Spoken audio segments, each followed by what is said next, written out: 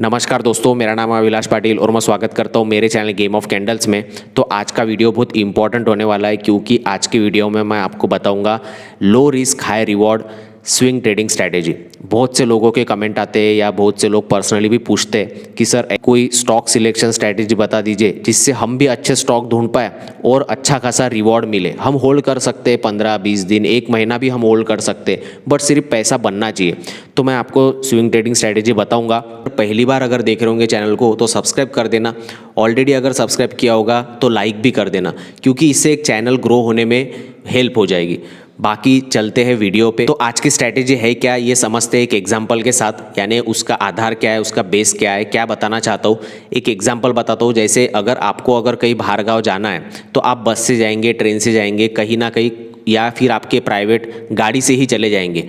But अगर आपको दूसरे गांव जाना है तो आपको घर से निकलना पड़ेगा। अगर आप घर से निकल भी गए और अगर एक स्पेसिफिक आपने जो एरिया है अगर वो क्रॉस कर दिया, क्योंकि कभी कभी क्या होता है, आपने एक सुना होगा कि स्टॉक जो है वो ब्रेकआउट देने के बाद वापस फेक ब्रेकआउट के जैसा नीचे आ जाता है। यानी हम लोग उसको जो है फेक ब्रेकआउट बोलते हैं। ब्रेकआउट तो देता है बट वापस नीचे आ जाता है और लोग वो ब्रेकआउट में फंस जाते हैं, इमोशनल हो जाते हैं, होल्ड करके बैठ जाते हैं। तो एक आपके एग्जाम्पल पे से समझिए कि अगर आपको गांव को जाना है, अगर दूसरे गांव जाना है तो आप एक स्पेसिफिक एरिया अगर क्रॉस कर गए, यानी आपके गांव की लिमिट अगर क्रॉस कर गए तो आप वापस नहीं आएंगे। बस वही आपको स्टॉक में पकड़ना है। तो एग्जाम्पल शायद बेकार हो सकता है बट जो भी बताना चाहता हूँ वो डायरेक्टली हम चार्ट पे समझेंगे। चार्ट पे समझने के बाद आपको एक आइडिया आ जाएगी कि बोलना क्या चाहता हूँ, कि हम ऐसा कैसे स्टॉक सिलेक्ट कर सकते हैं और मल्टीपल टाइम फ्रेम का उसमें हम कैसे यूज़ करके स्टॉप लॉस ट्रेलिंग या फिर स्टॉप लॉस को भी हम वो मल्टीपल टाइम फ्रेम यूज़ करके देख सकते हैं। ठीक है, तो सीधा सीधा चार्ट पे लेके जाऊँगा, वहाँ समझते हैं कि स्ट्रैटेजी क्या है। ठीक है, तो आपको करना क्या है, आपको सीधा सीधा गूगल पे आना है और गूगल पे यहाँ पे सर्च करना है मल्टी ईयर ब्रेकआउट स्टॉक्स।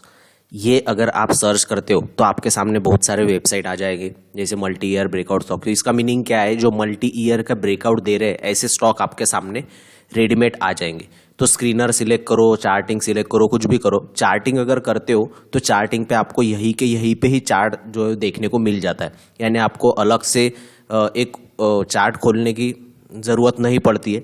यहाँ के यही आपको चार्ट पे क्या हो रहा है डायरेक्टली समझ पे आ जाता है। तो मैंने ऑलरेडी सब कुछ देखा है, लिस्ट वगैरह मैं देखते रहता हूँ। तो यहाँ पे मुझे ऑलरेडी जो मैंने आपको जो पॉइंट बताना है उसके हिसाब से चार्ट जो है वो कुछ सिलेक्ट किए। उसके ऊपर आपको जो कंसेप्ट है, जो मैं आज बताना चाहता हूँ, जो स्ट्रैटेजी है, वो आपको एक्सप्लेन करने की कोशिश करूँगा। तो यहाँ पे आपको जो लिस्ट आ गई, डायरेक्टली आपने लिंक पे क्लिक किया और मल्टी ईयर ब्रेकआउट स्टॉक आपको डायरेक्टली आ गए। ये सारे के सारे भी जो जितने भी स्टॉक्स होंगे ना, ये स्टॉक्स डायरेक्टली आपको जो मल्टी ईयर का ब्रेकआउट या फिर 1 ईयर का ब्रेकआउट आपके यानी ऑल टाइम हाई के ऊपर ही आपको ये दिखेंगे। यानी लगभग ऑल टाइम हाई के आसपास ही आपको सब कुछ ये स्टॉक दिखेंगे, ब्रेकआउट वाले स्टॉक्स। इसमें आप फिल्टर लगा सकते हो, जैसे वॉल्यूम को अप या फिर डाउन कर सकते हो, असेंडिंग डिसेंडिंग ऑर्डर। ये बड़े वॉल्यूम वाले अभी ऊपर आ गए, ऐसा वगैरह सब कुछ कर सकते हो।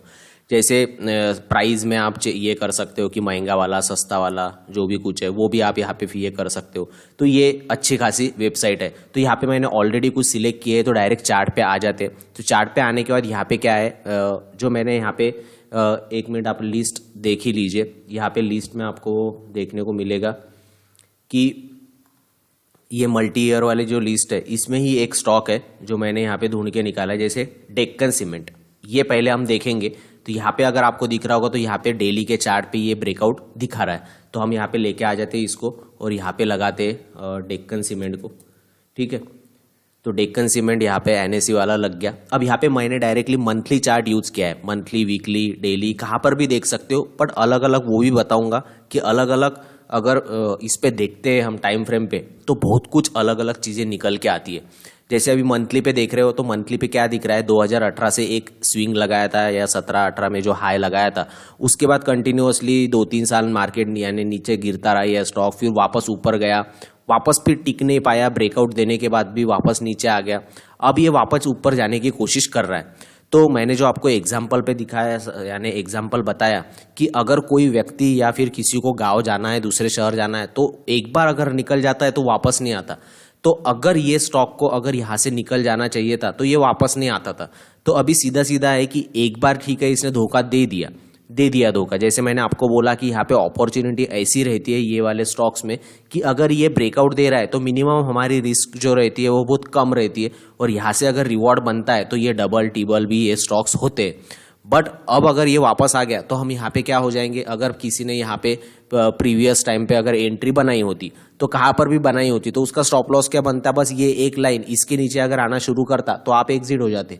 ठीक है, उसके बाद अभी ये वापस से ब्रेकआउट दिया था इसने ये वाला लेवल, तो ये वापस से ऊपर जाने के लिए यहाँ से रेडी था, फिर भी वापस नीचे आ गया। बट अब ये वापस ट्राई कर रहा है, तो हमारे लिए जो पिछला क्या हुआ उसके हिसाब से तो जाने दीजिए, हमने तो ये एंट्री नहीं बनाई थी। बट अभी ये वापस से हमें जो चार्ट पे दिख रहा है उसके हिसाब से लग रहा है कि अब ये वापस ऊपर जाने के लिए तैयार है। तो नीचे से एक ट्रेंड लाइन ड्रॉ करके रख सकते हैं हम, और यहाँ पे जो लाइन है हमारी वो वाली हम हमारी लाइन यहाँ पे ड्रॉ कर सकते हैं। तो जो रिस्क वाले ट्रेडर है वो क्या कर सकते हैं, डायरेक्टली ये इतना बड़ा स्टॉप लॉस मंथली कैंडल का स्टॉप लॉस लगा सकते, जो ज़्यादा रिस्क लेना चाहते तो थोड़ा बड़ा टारगेट के लिए आपको प्लान करना पड़ेगा। बट अगर नहीं लेना चाहते इतनी बड़ी रिस्क तो सीधा सीधा है कि ये वाला जो अभी ब्रेकआउट दिया है 750 का, तो अब हम क्या आ गए, हमने जो टाइम फ्रेम है वो चेंज कर लिया, अब वीकली पे आ गए। अब वीकली पे आने के बाद आपको देख रहा होगा कि वीकली कैंडल ही इतनी बड़ी बन गई है, यानी ये पूरे के पिछले वाले वीक में ऐसा मान लीजिए अभी फ्राइडे के दिन जो मान लीजिए 7.5% ऊपर था, तो अच्छा खासा यहाँ पे स्पाइक देखने को मिला है। तो अब क्या कर सकते हैं, सीधा सीधा ये जो 750 का ब्रेकआउट है, ये जो प्रीवियस टाइम से यहाँ पे फेल हुआ था, बस यहाँ पे एक छोटी सी लाइन ड्रॉ करके रख दो, क्योंकि पिछला वाला फॉल भी यहाँ से ही आया था, यही जोन से चालू हुआ था, बहुत दिन टिका था, पर यहाँ से शुरू हुआ था। तो इसके ऊपर अभी 750 के ऊपर ये ब्रेकआउट दे रहा है, तो बस आप क्या कर सकते हो, सीधा सीधा ये 750 के ब्रेकआउट पे आप इसको एंट्री ले सकते हो, और बाद में ये हाफ कैंडल भी अगर ये नीचे आ गया तो आप इसमें से एग्जिट हो सकते हो। बट हाई रिवॉर्ड के लिए मैं बोल रहा हूँ कि ऐसे स्टॉक हम फाइंड आउट कर सकते हैं जिसमें कि 10-15 दिन में 20 दिन में अच्छा खासा, यानी कि अगर ये 1900 भी चले जाता है अगर ये लेवल से, तो आप अगर देखोगे 2-3 हफ्ते में भी चले जाता है तो 30% के रिटर्न ये अकेला ये स्टॉक ही दे देगा, अगर 900 तक भी जाता है तो आने वाले टाइम पे हम रिव्यू तो करेंगे ही करेंगे। बट एक एग्जांपल बता रहा हूँ कि छोटा भी रिस्क लेके हम जो है, अब अगर आपने यहाँ पे कल एंट्री बना ली, ये डायरेक्टली ऊपर खुल जाता है तो थोड़ा सा पुल बैक का वेट करके थोड़ा अच्छे प्राइस पे लेवल के 240 के आसपास आपकी एंट्री बन रही है, तो 240 के आसपास जैसी प्राइस मिलेगा आपको, तो लो रिस्क लेकर के जितना कम लो रिस्क होगा उस हिसाब से हम एंट्री बना के थोड़ा 1-2 हफ्ते के लिए होल्ड कर सकते हैं। और स्टॉप लॉस प्री डिफाइंड अगर रहेगा तो बस सोचना नहीं है, बस स्टॉप लॉस आ गया तो एग्जिट हो जाना है बस, क्योंकि अपॉर्चुनिटी बहुत है मार्केट में। एक स्टॉक में अगर अटक के रह गए, जैसे यहाँ पे अगर अटक के रहते थे तो 1-2 साल पूरे अटक के रहे, फिर ये यहाँ पे अच्छा है निकालने से अच्छा कि ये यहाँ पे जब जाएगा तब निकालोगे। जैसे अब यहाँ पे मैं ट्रेंड लाइन ड्रॉ कर लेता और अगर ट्रेंड लाइन के हिसाब से चलता कि अगर ये यहाँ पे ट्रेंड लाइन तोड़ के अगर नीचे आ जाएगा, या फिर ये ट्रेंड जो फॉलो कर रहा है यहाँ से ऊपर ही जाना चाहिए, ये जो लेवल है ये सस्टेन नहीं कर पाई तो मैं यहाँ से निकल जाऊंगा, तो यहाँ से अगर मैं नहीं निकला होता तो 1-2 साल मेरे पैसे अटक जाते। तो ये पैसे नहीं अटकने चाहिए, इसीलिए जो है वो स्विंग ट्रेडिंग में स्टॉप लॉस इंपॉर्टेंट है।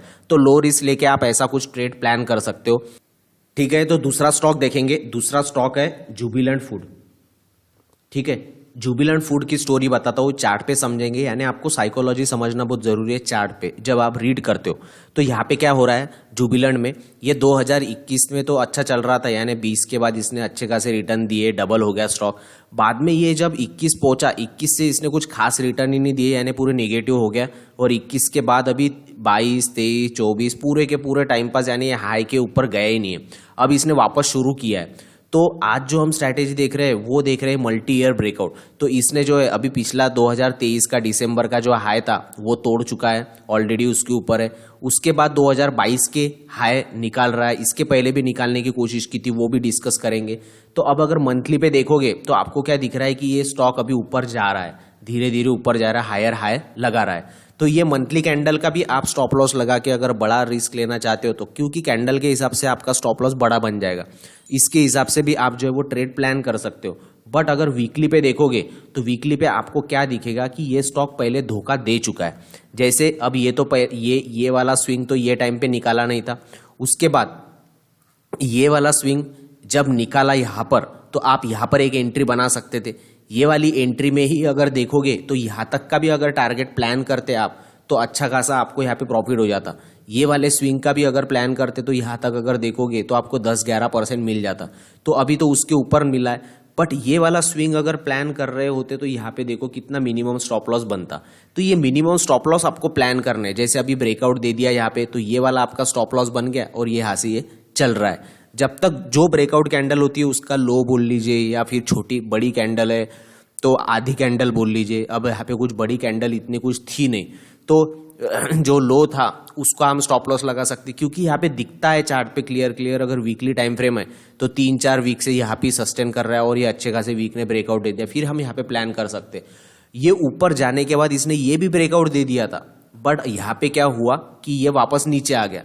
तो अब ये ऐसे वाले इसमें हम कैसे अच्छा खासा प्रॉफिट बुक करें, तो मल्टीपल टाइम फ्रेम देखना यहाँ पर आपको समझेगा कि क्यों इंपॉर्टेंट है। जैसे डेली पे आ गए तो डेली पे आपको क्या दिखता था, अगर ये ट्रेंड पकड़ना ही था तो यहाँ पे आप एक ट्रेंड लाइन ड्रॉ कर देते। ये ट्रेंड लाइन अगर ड्रॉ कर देते तो ये ब्रेकआउट तो पकड़ लिया आपने वीकली पे, तो अब इसको चलने देते जब तक ये ट्रेंड लाइन नहीं तोड़ता। यहाँ पे जैसे ट्रेंड लाइन तोड़ी तो आप यहाँ तक का प्रॉफिट आराम से बुक कर पाते, यानी 650 का। तो ये वाला जो स्विंग है हमारा वही है वो कि उसके नीचे आना शुरू कर दिया तो हम एग्जिट हो गए।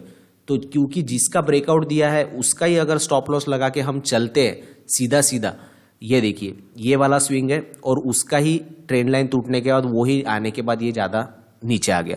तो यहाँ पे अगर एग्जिट हो जाते फिर भी हम ये वाले एंट्री से जो है अच्छा खासा यहाँ तक का पैसा कमा लेते 12% एक स्टॉक से। ठीक है, तो ये ऐसी टाइम फ्रेम चेंज करके भी हम मल्टीपल चीज़ें जो है वो स्टॉक को देख सकते हैं। तो अभी भी ये स्टॉक अच्छे लेवल पे है, बट अगर थोड़ा सा वेट करके हम अगर ये जो लाइन है इसको अगर ऊपर शिफ्ट कर दे और ये वाले स्विंग को रिस्पेक्ट करें, यानी अगर 805 के ऊपर अगर ये सस्टेन कर जाता है तो फिर ये आने वाले दिनों में ये ब्रेकआउट दे सकता है ऑल टाइम हाई का, यानी ये 1000 तक के टारगेट आराम से दिखा सकता है। अब अगर ये प्रीवियस इतने बड़े स्विंग के पास आ चुका है तो ये कुछ दिन थोड़े दिन टाइम पास भी कर सकता है, मार्केट के कंडीशन के हिसाब से थोड़ा टाइम पास करेगा। उसके बाद ये लेवल के पास आएगा, ऐसा कुछ टाइम पास करेगा, बाद में ब्रेकआउट दे सकता है। तो ये जब भी ट्रेंड लाइन को टच करेगा ना, ये ट्रेंड लाइन को इग्नोर नहीं करना है। ये ट्रेंड लाइन के पास हमें जो है वो एक पॉजिटिव सिग्नल का वेट करना है। बस ये पॉजिटिव अगर सिग्नल पकड़ लिया तो ये अच्छे खासे रिटर्न दे देगा आपको। अगर यहाँ से भी 800 से भी पकड़ते तो 800 से 1000 भी अगर चले गया तो 20% तो आराम से दे देगा। उसके ऊपर ये फिर आप ये वाला अगर इसके ऊपर निकलता है 900 के ऊपर तो आप ट्रेलिंग स्टॉप लॉस लगा देना। 900 के ऊपर आना नहीं चाहिए। जैसे मैंने बोला एक स्टॉक अगर निकलना शुरू कर देता है तो फिर धोखा भी देता है, तो हमारा जो रिस्क है यानी कि बहुत कम हो जाती है, यानी लो रिस्क के साथ हाई सेटअप यहाँ पे आपको मिलता है। जैसे 900 के ऊपर क्रॉस कर देगा या ऑल टाइम हाई तो हम हमारा स्टॉप लॉस यहाँ पे लेके आ जाएंगे, या फिर ध्यान में रखेंगे एक भी डेली कैंडल क्लोज हो जाता है या फिर ये ट्रेंड लाइन तो है ही हमारे पास, इसके नीचे अगर आना शुरू करता है तो हम एग्जिट हो जाएंगे। सिंपल चीज़ें होती है, बट थोड़ा टाइम देना पड़ता है मार्केट को जब टाइम देते हो आप, उसके बाद आपको मार्केट आराम से समझने लगता है। और एक एग्जांपल बताऊंगा, जैसे आयशर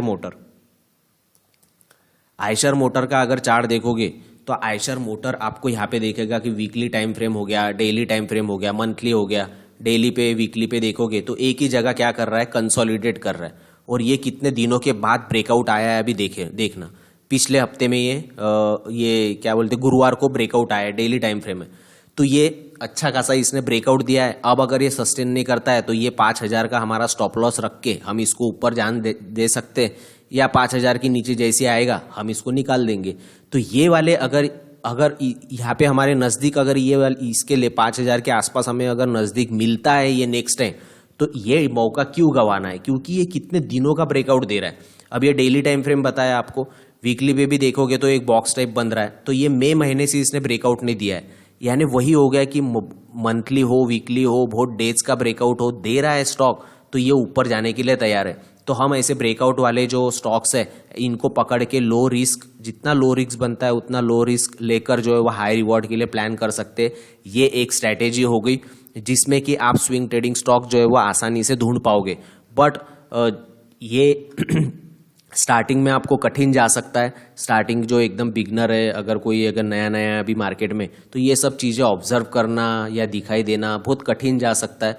आपको थोड़ा हार्ड जाएगा, बट कैसे कैसे छोटी छोटी चीज़ें भी आप स्टार्टिंग में अपना कर जितना टाइम दोगे उतना तो फ़ायदा हो गई, बट छोटी छोटी चीज़ें भी अपना कर आप कैसे एक अच्छा खासा यानी एक पैसिव इनकम बोल लीजिए, एक्स्ट्रा इनकम बोल लीजिए, आप स्टार्टिंग में तो कमा ही सकते। उसके लिए मैंने बहुत सारे स्ट्रैटेजीज एक्सप्लेन करके रखे हैं, सिंपल सिंपल स्ट्रैटेजी जो हर किसी को काम आने चाहिए, ऐसे स्ट्रैटेजीज मोबाइल पे यूज़ करने वाले स्ट्रैटेजीज, ऐसे स्ट्रैटेजीज मैंने स्विंग ट्रेडिंग कोर्स में डाले हैं। अगर किसी को लगता होगा कि सीखना चाहिए तो चेकआउट कर सकते हो स्विंग ट्रेडिंग कोर्स, जो लिंक उसका आपको डिस्क्रिप्शन में मिल जाएगा। बाकी आशा करता हूँ वीडियो यूज़फुल लगा होगा। सब्सक्राइब नहीं किया होगा तो सब्सक्राइब कर देना, ऑलरेडी अगर सब्सक्राइब किया होगा तो लाइक ज़रूर कर देना। मिलता हूँ नेक्स्ट वीडियो में।